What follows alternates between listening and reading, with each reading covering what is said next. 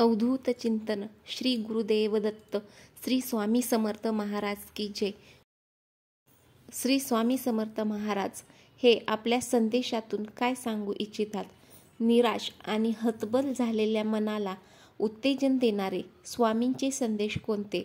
हीच संपूर्ण माहिती आपण आजच्या व्हिडिओमधून पाहणार आहे, तर व्हिडिओ हा तुम्ही शेवटपर्यंत नक्की पहा।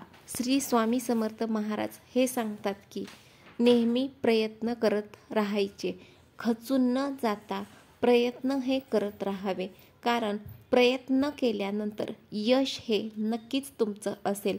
त्यामुळे खचून न जाता तुम्ही प्रयत्न हे केले पाहिजेत। प्रयत्न हे मनापासून करायचे आहेत। जर तुम्ही प्रयत्न मनापासून केले तर एक ना एक दिवस यश हे नक्कीच तुमच्या पदरी येईल। त्यामुळे अगदी स्वच्छ मनाने आणि प्रामाणिकपणे प्रयत्न हे करत राहायचं आहे। त्यानंतर स्वामी समर्थ महाराज हे आपल्याला पुढच्या संदेशामधून हे सांगतात की नेहमी चांगलं कर्म करत राहायचं आहे, नेहमी सत्कर्म करत राहावे। ताईंनो आणि दादांनो, तुम्ही कोणत्याही फळाची आशा न करता नेहमी चांगले कर्म करत राहा, दान पुण्याची कामे करत राहा, नेहमी चांगले सत्कर्म करत राहा। गरज व गरजू लोकांना तसेच गरिबांना दान पुण्य देखील करा। कोणत्याही फळाची आशा न करता तुम्ही सत्कर्म हे करत राहायचं आहे। बाकी सर्व तुम्ही स्वामींवरती सोपवून द्यायचं आहे। तर पुढच्या संदेशामधून स्वामी समर्थ महाराज हे सांगतात की मनामध्ये कोणताही मळ हा साचू द्यायचा नाही। मनामध्ये जर का मळ साचला तर राग, द्वेष, मत्सर या भावना ह्या निर्माण होतील। स्वामी समर्थ महाराज हे सांगतात की शेतामध्ये पिकात जसं तण वाढतं आणि तण हे पिकांचा सर्वनाश करतं, तसंच मनामधील ताण हा देखील सर्वनाश करू शकतो।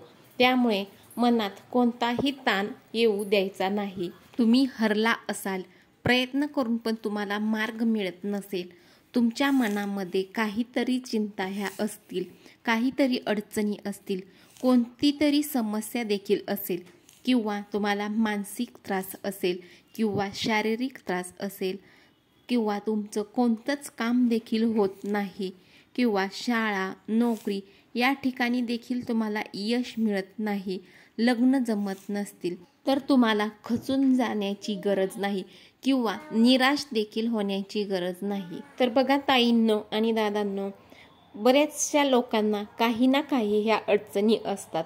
त्यांना एकटं एकटं वाटायला लागू लागतं। कधी कधी तर त्यांना असंही वाटू लागतं की सगळं जग हे आपल्या विरोधामध्ये आहे। परंतु तुम्ही निराश होण्याची गरज नाही, किंवा तुम्ही एखादं नवीन काम सुरू केलं आहे परंतु त्यात देखील तुम्ही फसत आहात, हारत आहात, तर त्यांना यश देखील त्यात मिळत नाही। अशा बऱ्याच अडचणी आहेत ज्याच्यावरती त्यांना उत्तर हे मिळत नाही। त्या कठीण प्रसंगाच्या वेळी काय करावं देखील समजत नाही, किंवा तुम्हाला कुठून सुरुवात करायची हेही समजत नाही। यावेळी अशी वेळ असते की यातून बाहेर पडण्याचा मार्ग सुद्धा त्यांना दिसत नाही, किंवा तो मार्ग देखील त्यांना मिळत नाही। तर अशा वेळेस तुम्ही काय करायचं आहे? तर ताईंनो आणि दादांनो, अशा वेळेस फक्त तुम्ही स्वामी महाराजांची एकच सेवा करायची आहे, आणि ते म्हणजे फक्त श्री स्वामी समर्थ महाराजांचे नामस्मरण हे तुम्हाला करायचं आहे। कोणी 1 माळी नामस्मरण करतं, तर कोणी 11 माळी नामस्मरण करतं। ज्याला जसं जमेल तसं त्यांनी श्री स्वामी समर्थ महाराजांचं नामस्मरण करायचं आहे। नक्कीच तुम्हाला काही ना काहीतरी मार्ग हा मिळेल। त्यानंतर प्रामाणिक कष्ट हे नेहमी करत राहायचं आहे, खोटेपणा हा करायचा नाही।